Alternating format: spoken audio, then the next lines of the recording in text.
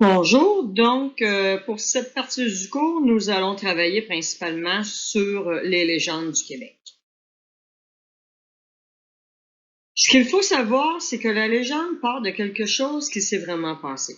Il y a donc du réel. Le temps et les lieux, normalement, sont bien identifiés et ont vraiment existé.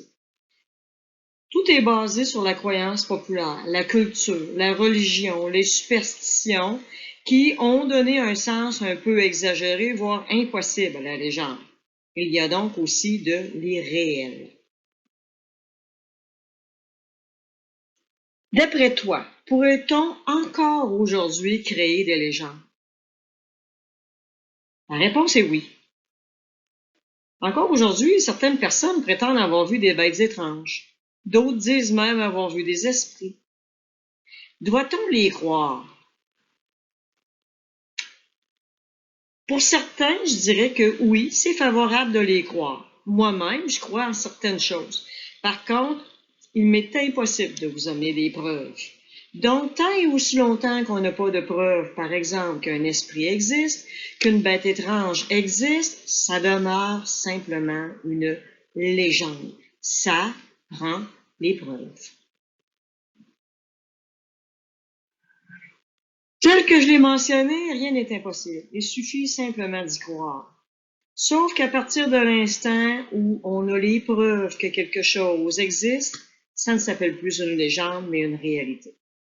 Maintenant, ce qu'il faut se souvenir, c'est que pour comprendre une légende, il faut se mettre dans le contexte du peuple qui la raconte et se situer à la même époque.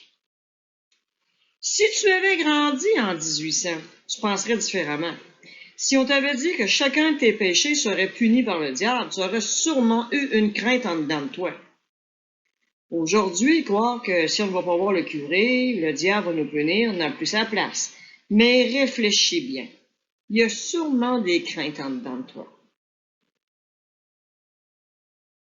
Les personnages importants dans les légendes traditionnelles québécoises sont principalement le diable et les sorcières. Pourquoi on les choisit? C'est parce que ça symbolise le mal. Le mal, c'est quelque chose qui va à l'opposition de ce qui est bien. Donc, pour contribuer à renforcer l'image positive du clergé, donc faire en sorte que l'on souhaite le bien plutôt que le mal, ben on vous disait surtout donc à l'époque de vos grands-parents que si vous n'écoutiez pas les commandements de l'Église, il pouvait y arriver que vous subissiez des conséquences, soit de rencontrer le diable, soit d'être attaqué par des sorcières ou des créatures effrayantes. Donc, ce sont des personnages qui sont très populaires dans les légendes traditionnelles québécoises. Alors, comme je l'ai dit précédemment, la religion était très importante à l'époque de vos grands-parents. Avant 1950, elle occupait une place prioritaire dans le quotidien des citoyens. Il fallait vraiment écouter les commandements de l'Église, sinon ça risquait d'entraîner de graves conséquences. Et quels étaient donc ces commandements-là? C'est-à-dire qu'il fallait se marier vierge. Il était interdit de tromper sa femme ou son mari. Il fallait aller à l'église le dimanche. Il y a certains aliments qu'on n'avait pas le droit de manger. Il y avait comme ça plein de contraintes qui faisaient en sorte qu'on subissait des conséquences face à la religion. Sincèrement, là, combien parmi ceux qui m'écoutent vont à l'église à tous les dimanches? Maintenant, parmi tous ceux qui m'écoutent, il y en a combien qui ont des parents qui sont mariés ensemble et qui vous ont eu donc par l'union du mariage? Il y en a combien parmi vous qui espéraient se marier vierge? J'aime mieux pas entendre vos réponses. Mais dans la logique de l'époque, en 1800, 1900, 1950, si vous n'alliez pas à l'église à tous les dimanches, si vous n'écoutiez pas ces commandements-là, Ben, on vous faisait peur, donc, avec le fait que le diable allait vous emmener en enfer, que le loup-garou allait vous apparaître, etc. C'est farfelu aujourd'hui, j'en conviens, mais lorsque vous allez lire les légendes du Québec, pour bien les comprendre, cessez d'être en l'an 2000, 2020. Il faut vraiment s'imaginer qu'on est à l'époque 1900, 1950 et que ces gens-là avaient une croyance très, très forte envers ces religions-là. À ce moment-là, on arrive à comprendre un petit peu pourquoi c'était farfelu et qu'ils agissaient de cette façon-là.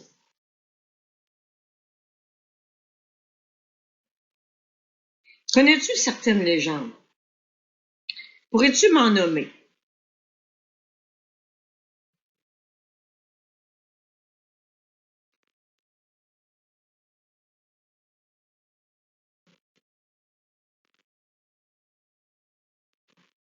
Je vais t'en présenter quelques-unes. Je suis persuadée que tu as eu des bonnes réponses, mais tu vas faire un saut par celle que je te présente. Alors, on va commencer avec Pocahontas. Oui, Pocahontas, c'est une légende. C'est une Amérindienne des années 1600 qui a sauvé son peuple. On a un petit peu exagéré les faits, ce qui fait que c'en est devenu une légende. Par la suite, on a Robin des Bois. Dans le fond, Robin des Bois, il représente un homme qui va aller aux riches pour donner aux pauvres. Avouons que c'est fort possible et on a donc fait en sorte que ce personnage-là devienne légendaire. On a aussi Tarzan. Vous allez dire que c'est fou, mais on peut croire effectivement qu'un homme qui a été élevé dans la nature puisse s'habituer facilement à des mœurs que nous, on ne connaît pas. De là parler aux animaux, non, mais ça demeure une légende, donc ça prend de l'irréel.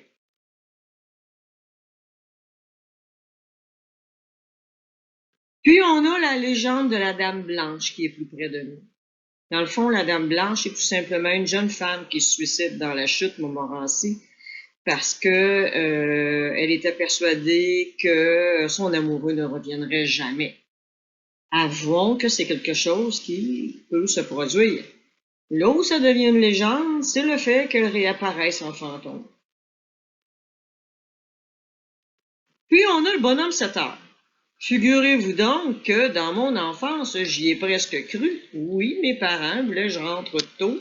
Alors, ils me disaient que le bonhomme 7 heures allait s'en prendre aux jeunes enfants qui rentraient tard. C'était pas une bonne idée, ça m'a un petit peu fait peur. Mais le but de tout ça, c'était effectivement d'apprendre aux enfants qu'il y a des rôdeurs dangereux qui pouvaient être là et nous faire du mal. Là où c'est devenu une légende, effectivement, c'est que c'est devenu exagéré. Puis on a l'histoire de Rose la Tulipe. Rose la Tulipe, c'est tout simplement une jeune fille qui ne respectait pas les règlements de l'Église et qui n'écoutait pas ses parents. Et ça s'est mal terminé. Ça peut vous paraître étrange, mais Saint-Nicolas, qu'on appelle aussi le Père Noël, fait partie de la légende. On en a fait aussi plusieurs contes. Pourquoi c'est une légende? Parce que on prétend qu'un homme nommé Nicolas donnait beaucoup aux autres. Bien entendu, on connaît la suite et c'est grandement exagéré. Donc, légende aussi. Puis, on a Merlin l'Enchanteur. Merlin l'Enchanteur était probablement un guérisseur de l'époque, un chaman, autrement dit, et on a exagéré les faits à son sujet. Puis, tout près de Boston, il y a une ville qui s'appelle Salem. Donc, on a les sorcières de Salem. Ce sont l'histoire de plusieurs jeunes femmes qui ont été brûlées vives, tout simplement parce qu'on les accusait de sorcellerie, à cause qu'elles avaient probablement de très bonnes connaissances en médecine ou probablement juste à cause de leur séduction. Et la légende a commencé lorsqu'elles ont été brûlées. Par la suite, on a prétendu revoir les jeunes filles venir hanter ceux qui les avaient accusées.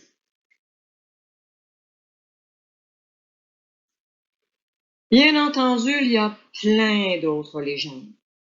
Il y a la chasse-galerie que l'on va travailler en classe, le monstre du lac Poénigamouk, le loup-garou, le diable lui-même, le bateau fantôme de Gaspé, la hare, la bête à grande queue, je pourrais en nommer comme ça vraiment plusieurs. Vous avez peut-être aussi entendu parler des feux follets. Dans le fond, les feux follets, c'est des restes d'enfants morts sous forme de boules de feu. Du moins, c'est ce qu'on dit dans la légende. Ils auraient été créés pour attirer les voyageurs dans les marais pour les noyer. Mais si on n'est pas certain vraiment de savoir comment cette légende-là, ou du moins cette superstition-là a commencé. On se doute un peu que lorsque les premiers arrivants sont arrivés au Québec, c'est-à-dire les colons, ils se sont promenés dans les bois et ils ont commencé à voir des petites boules de lumière, des petites bestioles illuminées. Ça n'existait pas en Europe. C'était vraiment étrange et assez épeurant. Dans les faits, c'était juste des mouches à feu, des petites lucioles. Ces faits racontés ont grandement exagéré la rumeur. Imaginez-vous à cette époque-là, dès qu'on ne savait pas les principes de la science, dès qu'on ne connaissait pas quelque chose, automatiquement, c'était maléfique. Donc, imaginez-vous dans la tête de quelqu'un qui n'a jamais vu ça de sa vie, il se promène dans le bois, tout d'un coup, il voit plein de petites lumières qui lui apparaissent. C'est certain que ça a donné lieu à plein de légendes.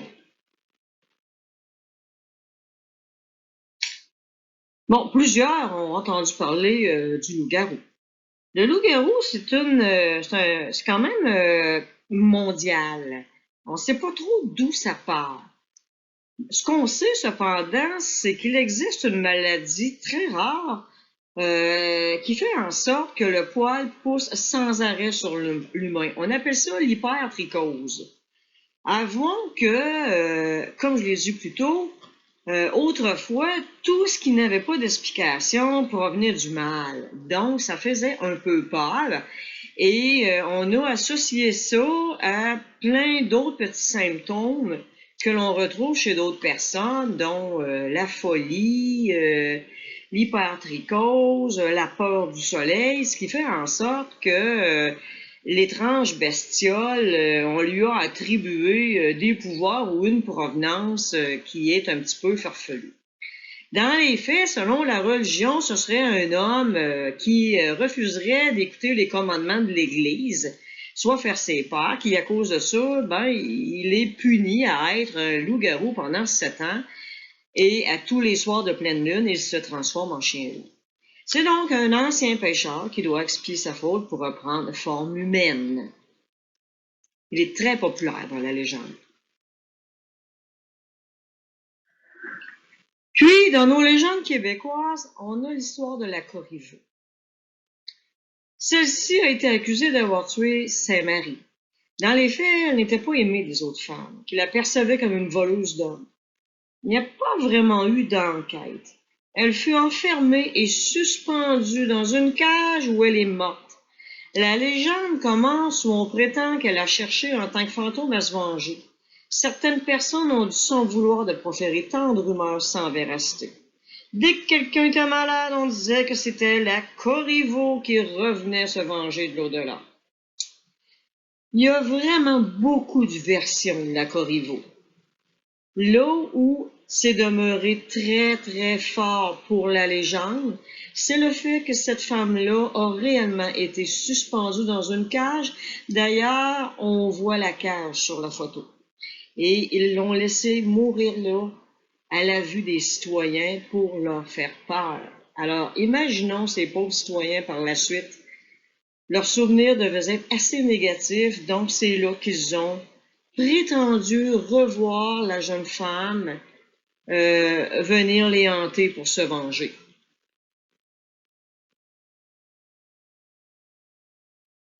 Encore ici au Québec, dans le secteur de Bellechasse, on a la légende de la griffe du diable. Dans le fond, c'est deux jeunes femmes qui s'en allaient se chercher des bleuets et elles se sont chicanées à savoir à qui appartenait le territoire. L'une d'elles avait un bébé avec elle et lorsque l'autre était comme frustrée de ne pas pouvoir avoir tous les bleuets pour elle seule, elle lui a promis qu'elle se vengerait et qu'elle l'enverrait promener chez le diable. Et ça a fait ni un ni deux, le diable est soudainement apparu. Alors, les deux jeunes femmes, pour se protéger, ont décidé de toucher au bébé qui était pur. Alors le diable n'a pas pu les attaquer et il s'est fondu dans le rocher. C'est ce qui fait que aujourd'hui on parle de ça comme une légende, mais dans la réalité, le rocher existe vraiment, le lieu et tout ça est mentionné, la date est mentionnée, sauf que toute l'histoire du diable ne se tient pas vraiment. Bien entendu, il y a aussi toutes ces légendes au sujet de bêtes étranges que plusieurs prétendent avoir vues.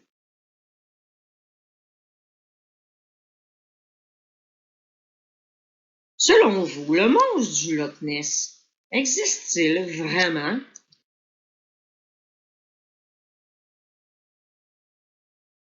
Plusieurs personnes prétendent avoir vu le monstre du Loch Ness, ou plutôt Nessie. Dans les faits, il n'y a jamais personne qui l'a sorti de l'eau et qui a emmené son corps pour qu'on puisse prouver qu'il existe vraiment. On a trouvé plusieurs photos. Certaines datent d'il y a vraiment très longtemps, mais on sait tous aujourd'hui que la photo peut se truquer facilement. C'est certain que c'était plus difficile il y a une centaine d'années, mais il reste tout de même que c'est critiquable. Donc, la preuve n'a jamais été démontrée qu'il existait, alors ça demeure encore une légende. On parle aussi beaucoup du Yéti, ou le Bigfoot, ou l'abominable des neiges. Il y en a un petit peu partout, là où il y a des montagnes, dans les endroits froids. Bref, plusieurs prétendent l'avoir vu. Encore là, on a trouvé des traces de pas, mais on sait aussi que ça se truque. Alors, ça demeure tout de même une légende.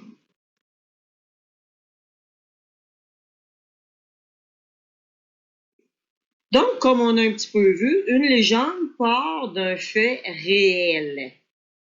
Normalement, les lieux sont identifiés, la date est identifiée, les personnages auraient pu exister.